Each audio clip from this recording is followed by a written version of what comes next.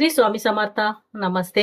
ज्योतिष kitchen and रेसिपीमध्ये आपले सगळ्यांचे मी अगदी खूप खूप मनापासून स्वागत करते. मी आज ज्वारीच्या पिठापासून मस्त पौष्टिक आणि हेल्दी असं नाश्ता बनवते आहे. करायला पण सोपं आहे. त्यासाठी मी ते एक भांडं घेतलंय आणि त्यामध्ये एक वाटी भरून हे ज्वारीचं पीठ घालून घेते. मुलांना टिफिनसाठी द्यायला पण मस्त असा नाश्ता आहे. एक वाटी ज्वारीचं पीठ घालून घेतलं. अर्धी वाटी मी हे बेसन घालून घेते. पाव वाटी रवा घेतलाय, तोही घालून घ्यायचा आहे. तीळ घालते मी अर्धा चमचा. ही काळी मिरी पावडर आहे, थोडीशीच घातली आहे. अर्धा चमचा चाट मसाला घालून घेते. ओवा घेतलाय पाव चमचा. थोडासा हातावर असं चोळून घालते, त्याने स्वाद चांगला येण्यासाठी. हा ओवा पण घालून घेते. थोडीशी हळद घालून घेतली. मिरची पावडर घालते. जसं तिखट पण नाही करायचंय, मुलांना द्यायचं असेल तर थोडं कमीच घालून घ्या. थोडंसं पाव चमचा एवढा गरम मसाला, पाव चमच्यापेक्षा पण कमी घातलाय. मीठ घालून घ्यायचंय चवीप्रमाणे. हे सर्व जिन्नस आता मिक्स करून घ्यायचे. हे जास्त वेळ पण नाही लागत, करायला पण एकदम सोपी अशी आहे आणि पौष्टिक पण आहे. इथे आता व्यवस्थित असं मिक्स करून घेतलं. थोडं थोडं पाणी घालते मी, जास्त पण पातळ नाही करायचंय. थोडं थोडं पाणी घालून हे मिक्स करून घ्यायचंय. इथे थोडं थोडं पाणी घातलं आणि इतपत घट्टसर असं आहे मिश्रण बनवून घेतलंय. जास्त पातळ पण नाहीये. आता फक्त हे 5 मिनिटं झाकून ठेवायचंय, कारण रवा भिजायसाठी रवा घातलाय, तो पण भिजला जाईल. आता मी झाकण लावते आणि फक्त 5 मिनिटं झाकून ठेवून देते. इथे 5 मिनिटं मी मिश्रण हे झाकून ठेवलेलं मिक्स करून, आणि परत आता एकदा थोडंसं मिक्स करून घेते. इथे मी मिक्स करून घेतलं. ही शिमला मिरची घेतली आहे, थोडीशी बारीक कापून घेतली, एकदम बारीक चिरून घेतली अशी, घालून घेतली. अर्धा टोमॅटो घेतलाय बारीक कापून, तो पण घातला. थोडंसं गाजर किसून घेतलाय. आलं लसूण पेस्ट आहे अर्धा चमचा. थोडासा लिंबाचा रस घालून घेते, जास्त पण नाही घालत आहे, अर्धा चमच्यापेक्षा पण कमी घातलं. थोडीशी कोथिंबीर घालून घेते आणि परत एकदा मिक्स करून घ्यायचं. जास्तच घट्ट वाटलं ना तर थोडंसं पाणी घालून घ्यायचं. आणि याच्यामध्ये जर तुम्हाला काही भाज्या घालायच्या असतील, पालक वगैरे घालायचा असेल तर तो घातला ना तरी पण चांगले वाटते, छान वाटते.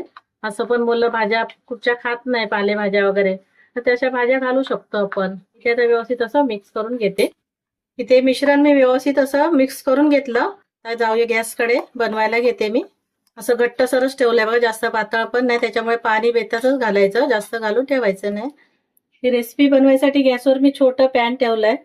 त्यामध्ये थोडंसं तेल घालून घ्यायचं, अर्धा चमचा एवढं, जास्त पण नाही घालायचं. त्यामध्ये थोडेसे तीळ घालून घेते. तीळ थोडे तडतडलेत. आता हे मिश्रण घालून घेते.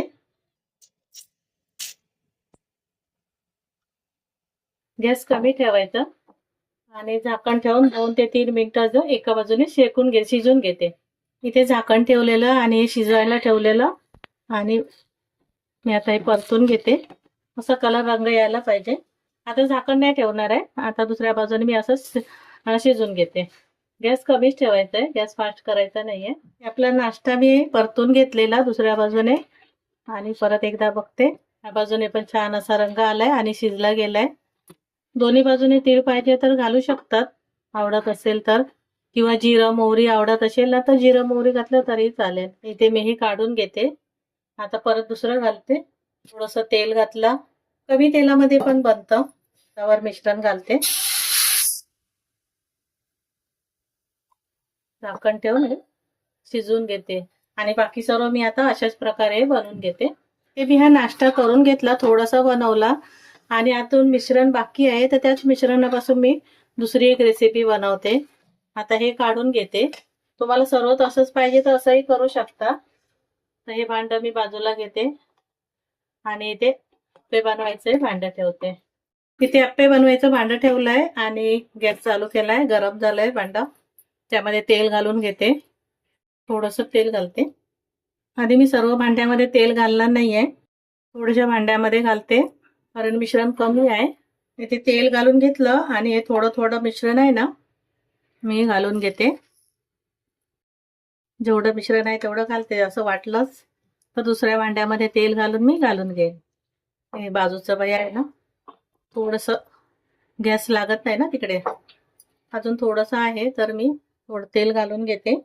गॅस कमी केलाय. इथे झाकण ठेवते आणि शिजवून घेते. इथे झाकण ठेवलेलं आणि अप्पे शिजायला ठेवलेले. झाकण काढून घेतलं. आता थोडं परतून बघायचे. हे मध्ये आहेत ना ते कसे होतात लगेच, ते बाजूचे आहेत ना ते थोडासा वेळ लागतो.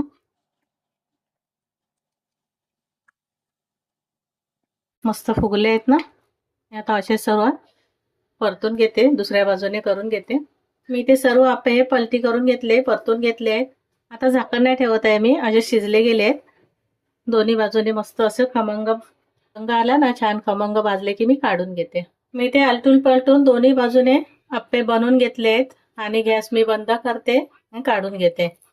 इथे मस्त आपलं ज्वारीच्या पिठापासून पौष्टिक नाश्ता तयार झालाय. इथे आप्पे पण बनवले आहेत आणि हे नाश्ता पण बनवला आहे. दोन्ही छान वाटतात. चटणी सोबत किंवा सॉस सोबत खाऊ शकतात. मुलं संध्याकाळी आल्यावर त्यांना नाश्ता बनवून द्या किंवा टिफिनला बनवून द्या. मुलं आवडीने खातील. त्यामध्ये भाज्या घातल्या तर आणि अतिउत्तम. तर तुम्हाला माझी रेसिपी आवडली असेल तर लाईक करा, शेअर करा आणि सबस्क्राईब करा. पुन्हा भेटू आपण अशाच एका नवीन रेसिपी सोबत. थँक्यू, धन्यवाद.